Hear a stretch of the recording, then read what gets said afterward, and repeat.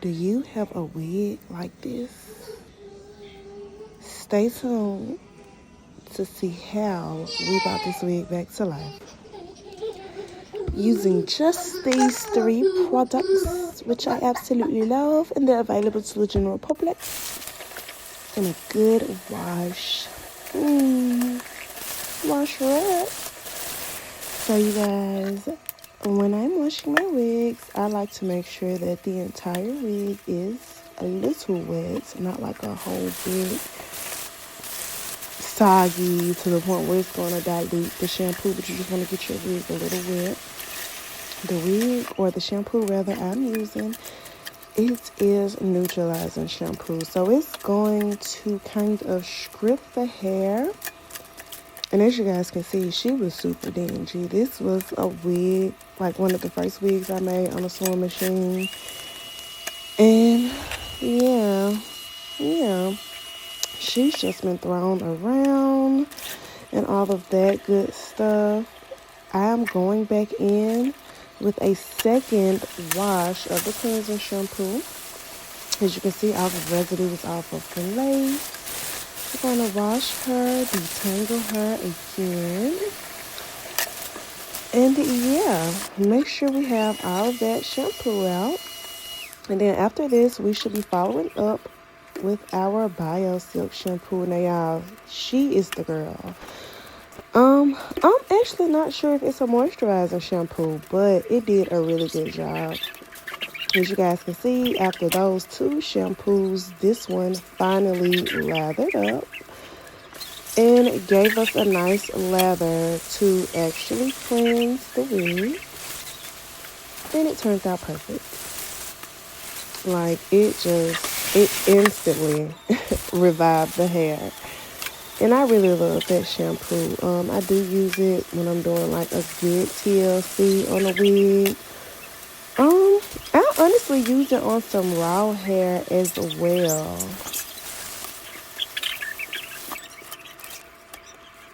And then we're going to follow up with our conditioner. We are literally not going to skimp on the conditioner.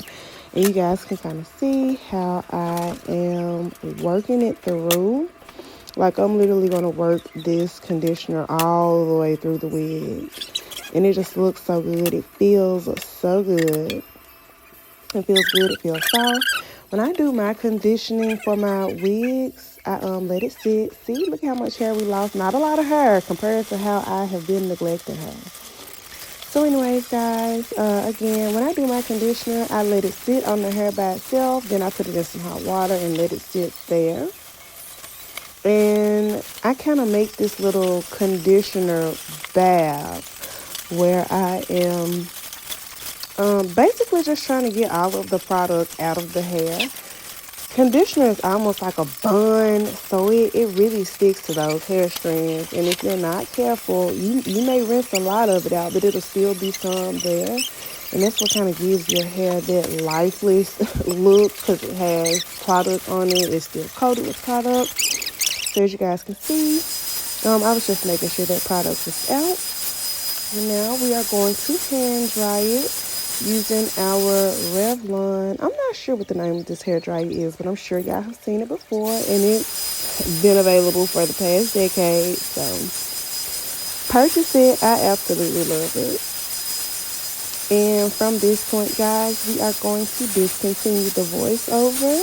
It's pretty self-explanatory, and we'll add some cool music.